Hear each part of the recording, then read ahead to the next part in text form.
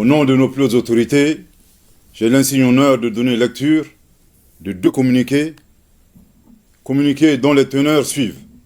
Communiqué numéro 064 du gouvernement de la transition. Le gouvernement de la transition constate avec une vive préoccupation une multiplication d'actes inamicaux, de cas d'hostilité et d'ingérence dans les affaires intérieures du Mali par les autorités de la République algérienne, démocratique et populaire. Toutes choses portant atteinte à la sécurité nationale et à la souveraineté du Mali. Au nombre de ces cas que nous condamnons figure, entre autres, 1. L'imposition d'un délai de transition aux autorités maliennes de manière unilatérale. 2. L'accueil sans concertation ou notification préalable et au plus haut sommet de l'État algérien de citoyens maliens subversifs et de citoyens maliens poursuivis par la justice malienne pour actes de terrorisme. 3. L'existence sur le territoire algérien de bureaux assurant la représentation de certains groupes signataires de l'accord pour la paix et la réconciliation issus du processus d'Alger, devenus aujourd'hui des acteurs terroristes. 4. La volonté des autorités algériennes à maintenir le régime de sanctions des Nations Unies concernant le Mali, au moment où le mouvement des non-alignés et la Fédération de Russie s'y opposaient dans l'intérêt du peuple malien qui demandait la levée du dit régime. 5. La main cachée des autorités algériennes dans une manœuvre consistant à imposer un chapitre sur le Mali dans le document final du sommet du mouvement des non-alignés à Kampala en Ouganda sans le consentement des autorités maliennes. À l'argument des autorités algériennes, selon lequel elles ne sont pas à l'initiative du chapitre contesté sur le Mali, il est utile de leur demander la raison pour laquelle elles ont été les seules à s'opposer au niveau des experts à l'amendement proposé par le Mali, en affirmant que toute modification de la rédaction contestée devrait recueillir au préalable l'assentiment des autorités algériennes. Après analyse de ces cas, il ressort une perception erronée des autorités algériennes qui considèrent le Mali comme leur arrière-cour ou un État paillasson sur fond de mépris et de condescendance.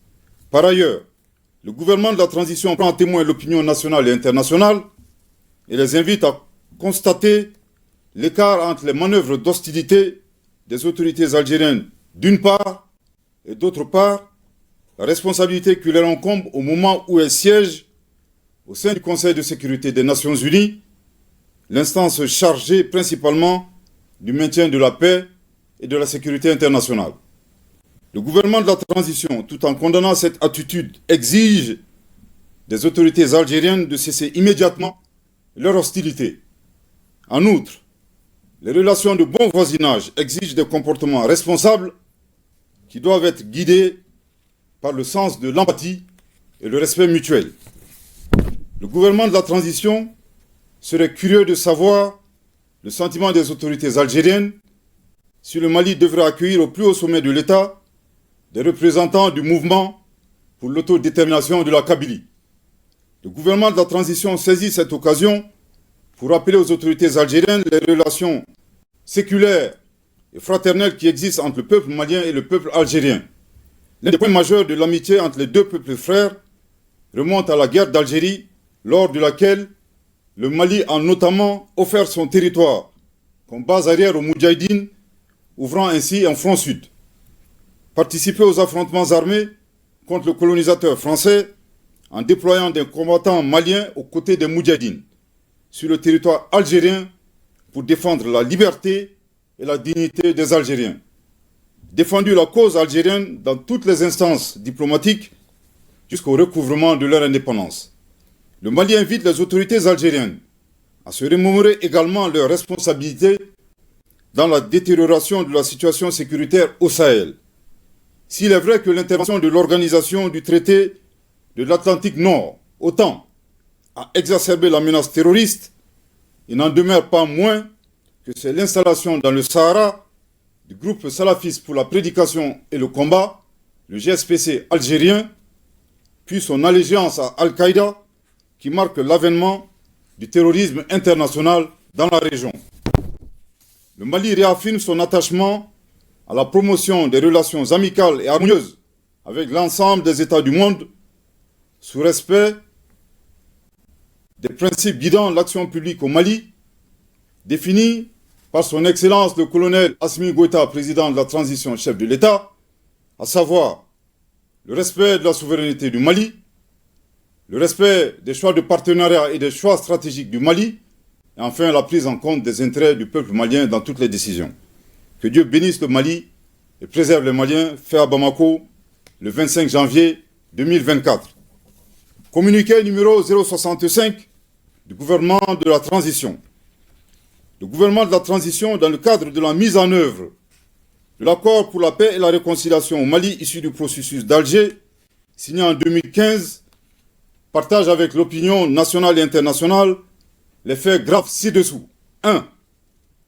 Le changement de posture de certains groupes signataires de l'accord pour la paix et la réconciliation au Mali, issu du processus d'Alger, devenus des acteurs terroristes et poursuivis par la justice malienne, après avoir commis et revendiqué des actes terroristes. 2. L'incapacité de la médiation internationale à assurer le respect des obligations incombant aux groupes armés signataires, malgré les plaintes formulées par le gouvernement de la transition à travers la lettre du ministre de la Réconciliation, de la Paix et de la Cohésion nationale, chargé de l'accord pour la paix et la réconciliation nationale, en date du 24 février 2023, adressé aux autorités de la République algérienne, démocratique et populaire, chef de file de la médiation internationale. 3. Les actes d'hostilité et d'instrumentalisation de l'accord de la part des autorités algériennes, dont le pays est le chef de file de la médiation internationale, tel que mentionné dans le communiqué numéro 064 du 25 janvier 2024 du gouvernement de la transition. Au regard de ces faits suffisamment graves précités, le gouvernement de la transition constate l'inapplicabilité absolue de l'accord pour la paix et la réconciliation au Mali issu du processus d'Alger, signé en 2015, et par conséquent annonce sa fin avec effet immédiat. Je répète, au regard de ces faits suffisamment graves précités, le gouvernement de la transition constate l'inapplicabilité absolue de l'accord pour la paix et la réconciliation au Mali, issu du processus d'Alger, signé en 2015, et par conséquent annonce sa fin avec effet immédiat. Je répète pour une dernière fois.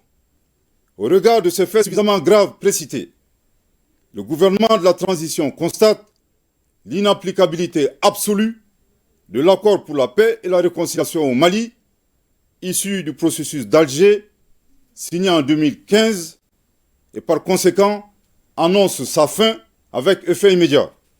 Le gouvernement de la transition rassure de sa volonté à œuvrer pour le règlement pacifique de la crise malienne en tirant les enseignements des accords précédents et en consolidant leurs acquis. En outre, il invite tous les groupes signataires du caduc accord de paix, non impliqués dans le terrorisme, ainsi que les partenaires du Mali, à s'inscrire dans l'esprit du dialogue direct intermalien, ouvert à tous nos compatriotes, épris de paix et de justice, annoncé par son Excellence, le colonel Assimi Goïta, président de la transition chef de l'État, le 31 décembre 2023. Le gouvernement de la transition saisit cette occasion pour appeler les Maliens à renforcer la cohésion nationale et à promouvoir le dialogue et la paix. Que Dieu bénisse le Mali et préserve les Maliens, fait à Bamako le 25 janvier 2024. Merci de votre très aimable attention.